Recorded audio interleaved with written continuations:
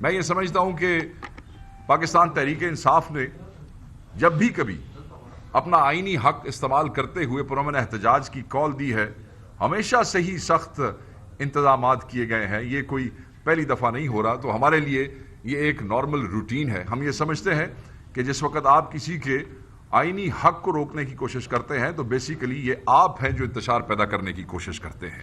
یہاں پہ 2 ماہ کے لیے دفعہ 144 جو ہے وہ نافذ کر دی گئی ہے. ایک طرف ایک وزیر صاحب کہتے ہیں کہ ہم تو اس احتجاج کو کوئی سنجیدہ نہیں لے رہے ہیں، کوئی نکلے گا نہیں، کوئی آئے گا نہیں. آپ نے دیکھا ہوگا رانا ثناء اللہ صاحب نے کہا، تو مجھے سمجھ نہیں آ رہی کہ ایک طرف آپ سنجیدہ نہیں لے رہے ہیں کیونکہ آپ یہ سمجھتے ہیں کہ کوئی آئے گا نہیں، اور دوسری طرف آپ 2 مہینے کے لیے دفعہ 144 نافذ کر رہے ہیں، اور ساتھ ہی وہ جو کنٹینرز کی تعداد ہے وہ پچھلی دفعہ سے دوگنی کر رہے ہیں. تو آپ کی فرسٹریشن کا اندازہ آپ کی تیاریوں سے ہو رہا ہے. آپ کے ایکشنز اور آپ کی زبان یہ دونوں ایک دوسرے کا ساتھ نہیں دے رہی ہیں. آپ کہہ کچھ رہے ہیں مگر آپ کی تیاریاں یہ بتا رہی ہیں کہ آپ بہت گھبرائے ہوئے ہیں، آپ عوام کی طاقت سے ڈرے ہوئے ہیں، اور آپ بہت زیادہ فرسٹریٹڈ ہیں. انہوں نے کہا کہ وزارت داخلہ جو ہے انہوں نے متعلقہ سیکیورٹی کے اداروں کو مکمل ہدایات دی ہیں. دینی چاہیے. ہمیں خوشی ہوتی کہ ملک کے مختلف حصوں میں جو دہشت گردی ہو رہی ہے، بم دھماکے ہو رہے ہیں، ہماری فورسز کی بھی کلنگز ہو رہی ہیں، شہادتیں ہو رہی ہیں، ہمارے معصوم عوام جو ہیں وہ اس کا شکار ہو رہے ہیں. کیا یہ اچھا ہوتا کہ آپ یہ ہدایات دیتے اور عوام کے تحفظ کو انشور کرتے؟ یہ تو میری سمجھ سے باہر ہے کہ سارا اپریٹس، سارا سیکورٹی اپریٹس جب ایک احتجاج کی کال آتی ہے وہ اس کی سیکورٹی کے حوالے سے سارے جت جاتے ہیں، مگر جب عوام کے تحفظ کی بات آتی ہے تو پھر یہ ہدایات کا جو حشر ہوتا ہے وہ آپ کے سامنے ہے. یہاں کہا گیا کہ بھاری نفری ہم تعینات کریں گے جڑواں شہروں میں. آپ کریں. یہ نفری جو ہے یہ بھی ہمارے اپنے بچے ہیں. میجورٹی عمران خان صاحب کے ووٹر ہیں. میجورٹی کی جو فیملیز ہیں وہ عمران خان کے جانثار ہیں. اور میں یہ سمجھتا ہوں کہ وہ پاکستانی بھی ہے. آپ یہ بھی کر کے دیکھ لیں، آپ نے پہلے بھی کیا ہے. آئینی حق جو ہے ہمارا وہ ہم ایکسرسائز کریں گے. ہمارا آئینی حق ہم سے کوئی چھین نہیں سکتا ہے. جو ذرائع سے کوٹ ہوا اور جو لیک کیا جا رہا ہے اور جو آ رہا ہے کہ ہم طالب علموں کی جو اسناد ہیں اور داخلے منسوخ کرنے کے فیصلے پہ بھی غور ہے. کون سے مہذب معاشرے کے اندر احتجاج کو روکنے کے لیے احتجاج میں کون شامل ہوتے ہیں؟ طلبہ، نوجوان، کسان، مزدور، ہر وہ شخص جو بوگس نظام سے تنگ ہوتا ہے وہ اس کا حصہ بنتا ہے. اور اب حکومت کی وزارت داخلہ اس حد تک گر چکی ہے کہ ذرائع یہ کہہ رہے ہیں کہ اجلاس میں وہ کہتے ہیں کہ ہم غور کر رہے ہیں. میرے بھائی، اس سے کوئی فرق نہیں پڑتا ہے. آپ کچھ بھی کر لیں، عوام اپنے رائٹس کے لیے اپنے آئینی حق کو استعمال کرے گی. یہ جو گیدڑ بھبکیاں ہیں، یہ جو دھمکیاں ہیں، ریاستیں اور حکومتیں اپنے عوام کو، اپنے بچوں کو، اپنے نوجوانوں کو دھمکاتی نہیں ہے. یہ دھمکانا، یہ بلی کرنا، یہ غنڈہ گردی کرنا، یہ حکومتوں ریاستوں کا کام نہیں ہوتا. معاملہ فیملی ضرور ہوتا ہے. مگر میں اس پہ آپ کو واضح کہہ دوں کہ یہ جس طرح آپ کہہ رہے تھے نا کہ یہ کوئی سنجیدہ، ہم بھی آپ کی اس بات کو سنجیدہ نہیں لیتے. میں یہ سمجھتا ہوں کہ اس قسم کے جملے ذرائع سے آگے پیچھے نکالنے سے کوئی فرق نہیں پڑے گا. پاکستان کے نوجوان، پاکستان کے طالب علم، مزدور، کسان، civil society and every segment of society ایک بڑی تعداد میں باہر نکلے گا. اور 24 کو عوام کا سمندر ہوگا جو پاکستان کے ہر ضلع سے باہر آئے گا اور آپ کو اس کا سامنا کرنا پڑے گا. اور مجھے اس پہ ایمفسائز کرنے کی ضرورت نہیں ہے. آپ کی فرسٹریشن اور آپ کی تیاریاں یہ بتاتی ہیں کہ ٹانگیں کانپ رہی ہیں. انہوں نے کہا کہ احتجاج میں شامل شرپسند افراد کے پاسپورٹ، شناختی کارڈ، سمیں بلاک کریں گے. کون سا نیا کام کریں گے؟ کون سا نیا کام کریں گے؟ پاکستان کی مقننہ میں پارلیمنٹ کے اندر پاکستان تحریک انصاف سے متعلقہ ایم این ایز جو ہیں اس سمیت پاکستان میں 600-700 لوگ ایسے ہیں جن کے پاسپورٹس آپ آلریڈی بلاک کر چکے ہیں.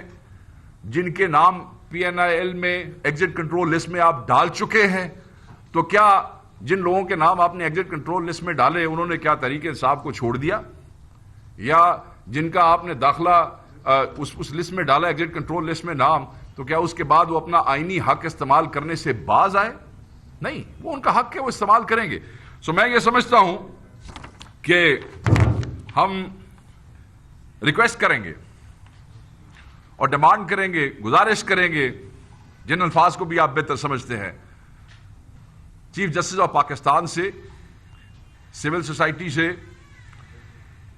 ہیومن رائٹس آرگنائزیشن سے، کہ یہاں ایک سرکار ہے جو کہ احتجاج جو کہ ایک آئینی حق ہے اس کو روکنے کے لیے بچوں کو دھمکانا چاہتی ہے کہ ہم یہ کریں گے، عوام کو یہ کہتی ہے کہ جناب ہم آپ کے پاسپورٹس بلاک کریں گے، آپ کو اپنا کردار اس پہ ادا کرنا چاہیے. ہم نے تو جو لائے عمل دیا ہے، جو تاریخ دی ہے، ہم اس پہ بڑی تعداد میں پہنچیں گے اور آپ کی کوئی بھی یہ دھمکی، کوئی بھی گیدڑ بھبکی اس پرامن آئینی حق کا راستہ نہیں روک سکتی ہے. پنجاب، KP، سندھ، بلوچستان، ہر صوبے میں، ہر ضلع میں ہمارے لوگ جو ہیں وہ نکلیں گے اور انشاءاللہ وہ سفر 24 کو صبح شروع ہوگا اور یہاں پہ پہنچیں گے.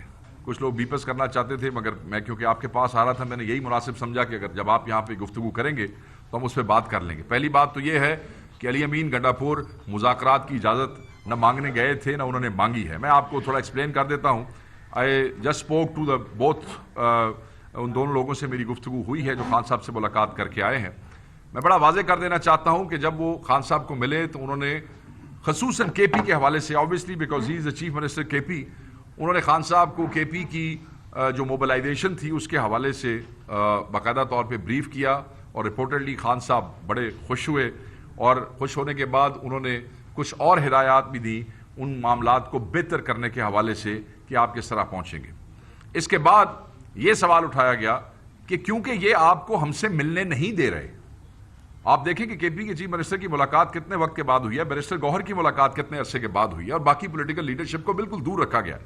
تو وہاں یہ پوچھا گیا کہ اس محو موومنٹ سے جس طرح یہ فرسٹریٹڈ اور پریشان اور گھبرائے ہوئے نظر آ رہے ہیں، جس طرح کے انتظامات نظر آ رہے ہیں، اس دوران اگر یہ اپروچ کرتے ہیں، میرے الفاظ کے اوپر ذرا غور کیجئے گا، اگر یہ اپروچ کرتے ہیں مذاکرات کے لیے اور ہمیں آپ سے نہیں ملنے دیا جاتا تو اس حوالے سے پھر ہمارا رسپانس کیا ہونا چاہیے. جس پہ خان صاحب نے بڑا واضح کہا کہ ہم کبھی بھی مذاکرات کے خلاف نہیں تھے. اور میں بھی آپ کو یاد دلاتا جاؤں کہ کئی دفعہ پہلے بھی پچھلے 1 سال میں خان صاحب مذاکرات کے حوالے سے پازیٹیو بات کر چکے ہیں. انہوں نے کہا کہ اگر آپ کو کوئی اپروچ کرتا ہے ان 3 مطالبات کے حوالے سے، سٹولن مینڈیٹ کی واپسی کے حوالے سے، 26ویں ترمیم کے ریورسل کے حوالے سے، اور ہمارے جو اسیران ہیں بغیر ٹرائل کے، بغیر کیسز کے اور کئی جگہوں پہ جعلی کیسز کے حوالے سے اندر ہے، ان کے اوپر اگر آپ سے کوئی مذاکرات کرنا چاہتا ہے تو پھر آپ بے شک کر لیں، اس لیے کہ جو چیز وسیع تر ملکی مفاد میں اور ہمارے اہداف کے حوالے سے گفتگو ہے اس پہ آپ کر لیں. سو یہی گفتگو پھر آپ نے دیکھا کہ وہاں سے بہت سے لوگوں نے اپنے رنگ میں چلائی، کسی نے کچھ کہا، کسی نے کچھ کہا. میں نے آپ کو وربیٹم جو ہے وہ آ کے بتا دیا ہے.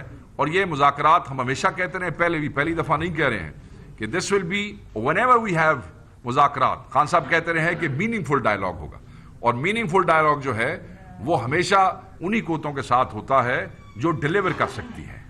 So that's about it. جی no no no no no no no یہ نہیں ہوگا، یہ یاد رکھیے گا. سوری، میں یہ نہیں ہوگا کیونکہ جی مذاکرات شروع ہو گئے تو یہ بند کر دو، بالکل نہیں.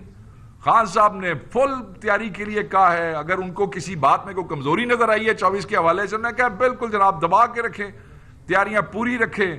کسی نے بیٹھنا ہوگا آ جائے گا آپ سے، کسی کو کوئی تکلیف ہوگی آپ سے بات کرنے کی، آپ سے بیٹھ جائے گا بات کرے گا، بٹ آپ اپنا کام جاری رکھیں گے. یہ نہیں ہوگا کہ پہلے آپ مذاکرات روک دیں جی تو پھر اسی اپنا آپ کال کو روک دیں اور پھر ہم آپ کے ساتھ لے کے نہیں. یہ ہم اب اس جرم میں ہم آنے والے نہیں ہیں اور نہ ہم کرتے ہیں. اور خان صاحب نے کلیئرٹی کے ساتھ یہ کہہ دیا ہے.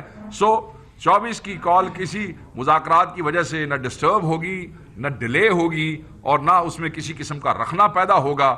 اگر کوئی مطالبات کے لیے اپروچ کرتا ہے اور اس پہ ایسی میننگ فل گفتگو ہو جاتی ہے تو پھر اہداف کی حصول کے بعد یا حصول کے حوالے سے کسی کامیابی کے بعد تو کوئی بات ہو سکتی ہے، مگر کسی حوالے سے بھی 24 کی کال ڈیلے نہیں ہو سکتی۔